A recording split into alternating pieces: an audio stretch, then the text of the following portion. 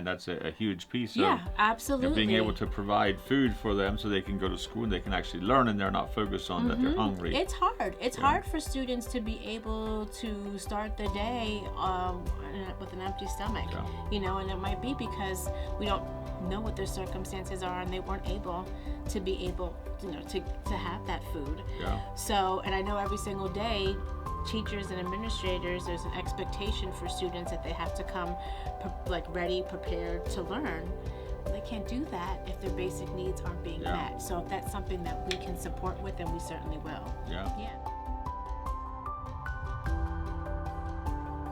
Welcome to Hopecast, where we share hope and inspiration about what God is doing at Blessings of Hope in our local community and in our personal lives. I'm your host, David Lapp. Today I'm joined by Lisette Rivera from the School District of Lancaster. Nice to meet you. Welcome. Thank you for Thanks for having me. I joining us on appreciate Hopecast it. today. Before we started here, you said you've been involved there for 22 years now, off and on. Yes. Your family is very involved in the school district, so it's in my blood. Absolutely. Yeah. Good. So what do you do at? I mean, obviously it's a school, but what's a day-to-day look like for you? So I am the site coordinator for a program called Families in Transition. Okay. I'm also the foster care point of contact. Specifically with Families in Transition, we are a program that helps support any of our students and families that might be experiencing housing transition or homelessness. Okay. Yes. Wow, great. So how did you first hear about Blessings of Hope and a potential partnership there? Like what was that introduction like? So it was actually my counterpart, Jay Lynn, that had found out about it because of the distribution center that is right next to McCaskey, which is part of our school district. Okay. So we had saw that, and then we also have a colleague that volunteers there that mentioned something to us, and we got onto your website and we watched the video. Okay. And got inspired and said, yeah, we should maybe connect with you guys. Yeah. And then we met up with Bill, and the rest was history. Yeah. Anybody that knows Bill knows what that means. Yes, absolutely. Yes, he's fantastic. Yeah, he's been a huge blessing to the organization. So, what gets you excited about what you do? I'm sure there's a lot of stories about people that you were able to reach out to and impact their lives, and just seeing the transformation in their lives. Is there a testimony or a story that really stands out to you? Like this was a desperate situation that we were able to reach out to? I think there's so many situations because the families that we are supporting right now come from different backgrounds and different situations, right?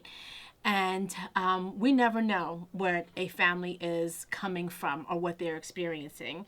So our job is to make sure that we at least give them the opportunity to continue their education, right? Because we know that that's the most important thing. And if they're going through any type of housing transition, then one thing that we can provide for them, and they have the right to be able to provide, is a continuous education. Because we don't know what they're going to home to at the end of the day or even before school starts.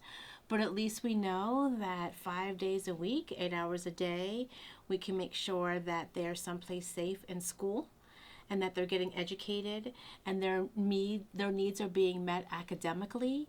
And then we can also support the families outside of school too, like the parents, so we're like, let us take care of your kids in school, and then we can make sure that we get you connected with resources, those everyday things that I think it's a natural, basic human right to be able to have. So when you say resources, what are some of the programs or some of the resources that you're able to actually be able to make those connections for? So the resources that we are able to provide, like tangible resources, first of all, would be backpacks, school supplies, sneakers, hygiene products, socks, undergarments, feminine hygiene products, and food, because that is something that people need on a regular basis and should be able to have the opportunity to have. And if we don't have anything that they might need readily available, if we don't have it, then we make sure that we get them connected to a community agency that can help support them.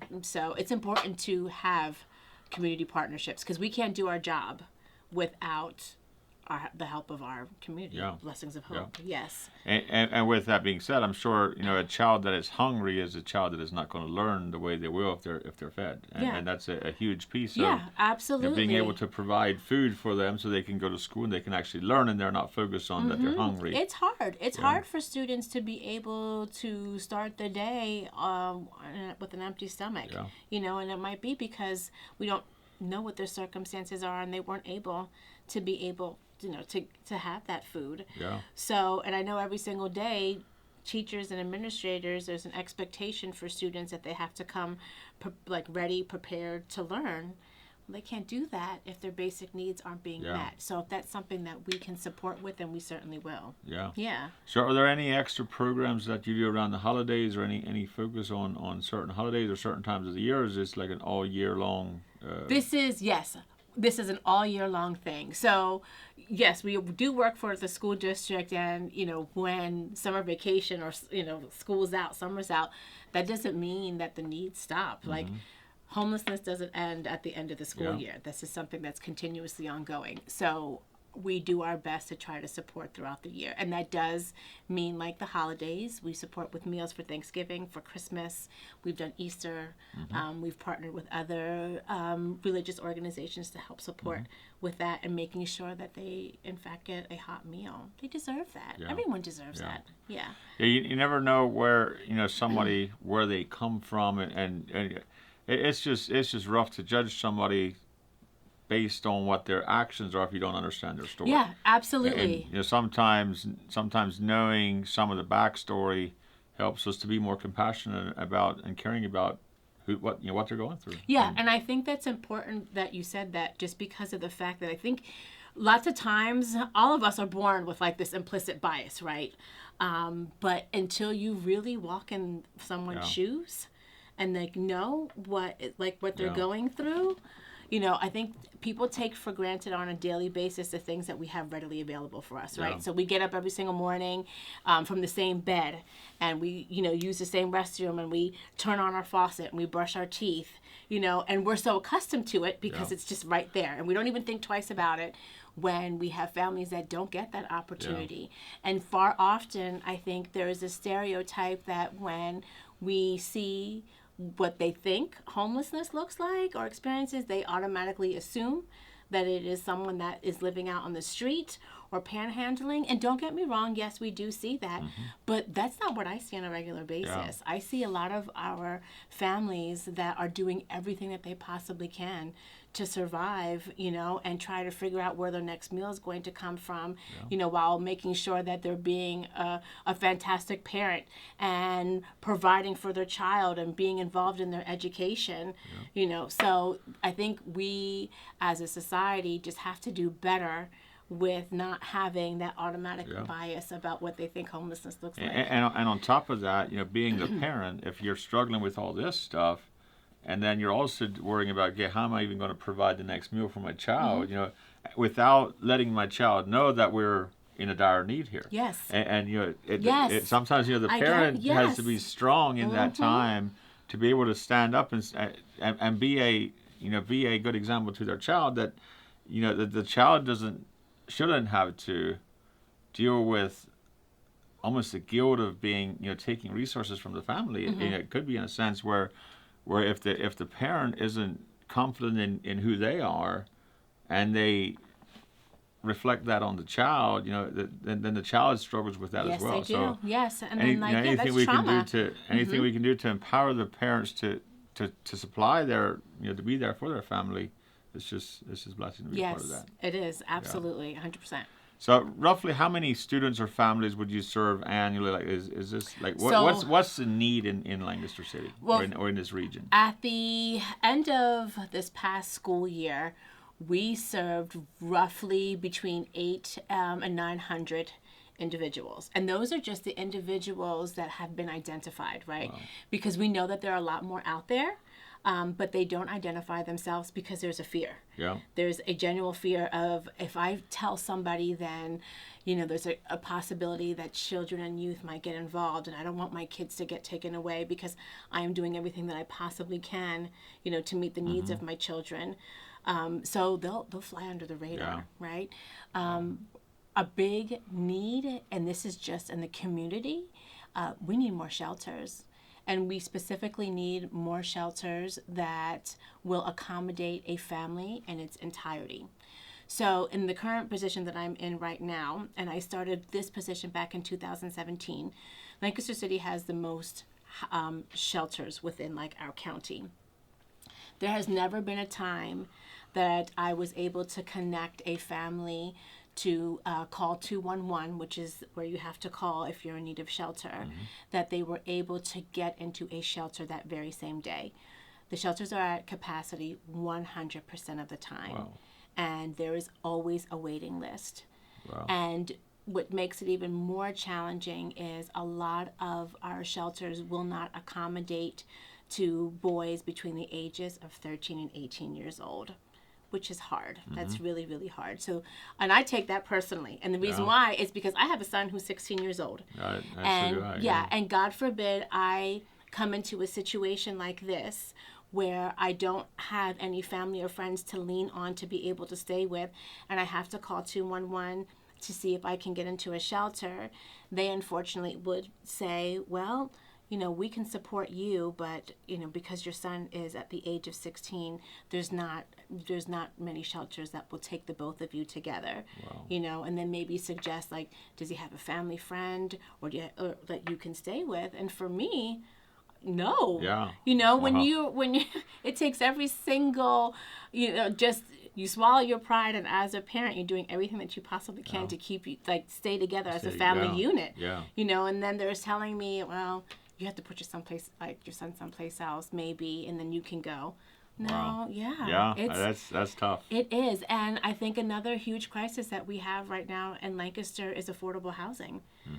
We're losing a lot of parents and students because the rent is sky high. Yeah. And Lancaster is continuously building properties and like high-rise condominiums and such that don't accommodate to the families that are really, really in need. It's been tough, and since COVID, it's become even more tough. Yeah. I just the way the rents have skyrocketed the last couple of years, I'm sure that didn't help the situation any. No. So most times landlords are expecting parents to earn 3 times the amount of the rent.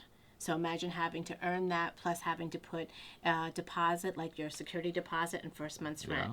Yeah. Wow. That's almost impossible. Wow. Yeah. Anything you want to share here before we wrap this up? Like, is there a way for the community to get involved in what you're doing, or absolutely. What does something like that look like? Oh my goodness! So we can't do what we do without the support of our community, and that can look so many different ways. You can certainly donate backpack, school supplies, sneakers, anything that you feel as though your heart is willing to give. We will gladly accept it. If we cannot accept it because we just don't have the room to have it, then we will get you in contact with like another community partner that will accept it so we can refer our families there. And I can certainly give out information. Yes. So website, phone number. Absolutely. How do people get a hold of you? Oh, right. I know. So my office is located at 251 South Prince Street, and I'm on the 3rd floor. And that's the Carter McRae building, and it's directly across the street from Water Street Mission. And I can be reached at 717-291-6290. Or I can be reached at 717-344-7489. Do you have a website? Yes, you can find us at sdlancaster.org. That's the School District of Lancaster. sdlancaster.org. And then when you look that up, all you have to look up is Families in Transition, or FIT. That's what we say, like our pseudonym. Yep. And then our information will come up. Awesome. Yeah. Great. Thank you. Thank you. Thank you for joining us on Hopecast. I'm David Lapp, your host and the CEO of Blessings of Hope. To learn more about Blessings of Hope and how we serve the community, check out our website, blessingsofhope.com. Don't forget to support School District of Lancaster any way you can. God bless you, and remember that you can bring hope to the people that you meet every day. Thank you for watching this episode of Hopecast. We hope you enjoyed it. Check out all the links in the description below, and don't forget to like and subscribe.